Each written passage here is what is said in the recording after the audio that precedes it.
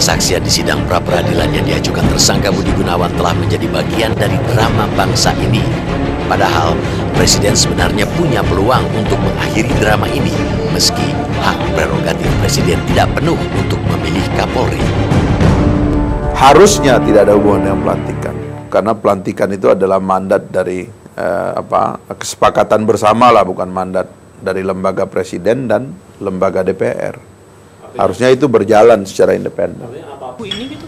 Begini, Bapak Presiden sudah menyatakan kita akan mengikuti hukum yang berlaku. Kita nunggu hasil pra-peradilan. Ini pegang saja. Harus ini ya, kita pegang. Jangan dipaksakan beliau untuk ini. Kita ikut. Nanti paling setelah ini Bapak Presiden akan mengambil keputusan yang sangat tepat bagi semua. Rupanya, DPR dan pemerintah masih beda pendapat soal pelantikan Budi Gunawan sebagai Kapolri. DPR menganggap pemerintah harus melantik Kapolri terpilih, sementara pemerintah tampaknya mengulur waktu menunggu hasil pra-peradilan.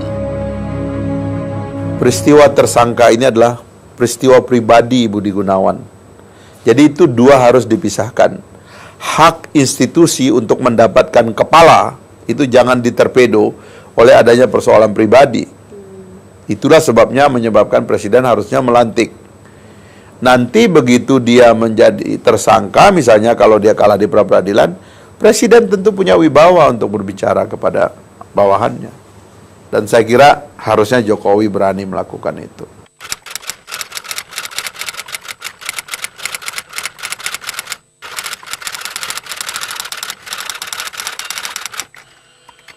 Empat, menyatakan penetapan tersangka atas diri pemohon yang dilakukan oleh termohon adalah tidak sah.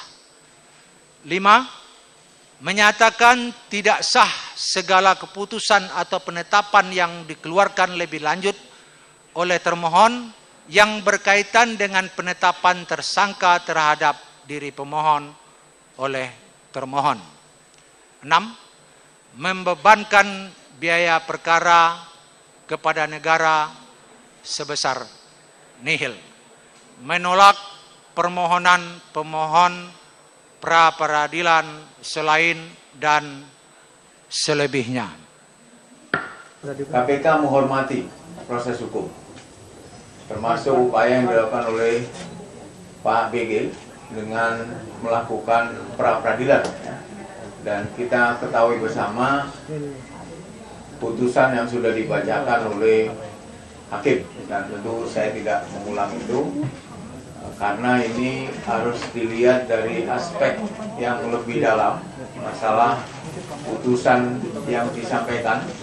Maka KPK perlu waktu untuk mempelajari putusan pra-peradilan tadi, dan dalam waktu yang tidak terlalu lama kita akan mengirimkan surat untuk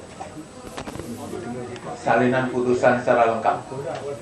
Jadi itu putusannya tadi yang diambil, belum ada langkah-langkah apapun selain tadi yang saya sampaikan. Sebelum KPK membaca secara lengkap putusan yang dibacakan oleh hakim dalam pra-peradilan. Permohonan pra-peradilan ini telah selesai dan sidang dinyatakan ditutup. Ya, keputusan telah diambil. Suka atau tidak suka, itulah menyelesaikan polemik antar para penegak hukum. Karena pelantikan Kapolri itu adalah sudah disetujui oleh DPR, ya, dan ini bukan hak prerogatif Presiden. DPR sudah menyetujuinya, maka ini sudah menjadi kewajiban Presiden dengan segala kekurangan dan kelebihan dari Kapolri yang terpilih secara konstitusional. Tidak ada persoalan politik seperti yang dikatakan oleh Presiden. Ada persoalan hukum, ada persoalan politik, nggak ada. Yang ada mungkin adalah persoalan persepsi dirinya sendiri sebagai seorang Presiden yang agak ragu mengambil putusan. Pembuktian demi pembuktian di persidangan gugatan Budi Gunawan kepada KPK sudah menjadi tontonan bangsa ini. Masyarakat disuguhkan drama bersambung yang entah kapan habisnya, tergantung lakon yang bermain. Atau mungkin tergantung sang sutradaranya. Di sisi lain, pemerintah Jokowi JK menghadapi tantangan besar untuk menyelesaikan polemik Budi Gunawan dengan KPK. Akan ada pertanyaan besar di tengah masyarakat jika Budi Gunawan benar-benar dilantik, dan sebaliknya pemerintah menghadapi konsekuensi hukum dan politik jika tidak melantik Budi Gunawan sebagai Kapolri.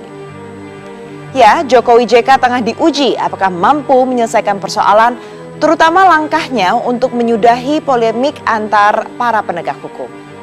Yang jelas, masyarakat makin cerdas di alam demokrasi ini, bisa memilah dan memilih siapa yang melawan para koruptor dan siapa yang mendukung koruptor. Saya Andini Effendi bersama tim Realitas. Sampai jumpa.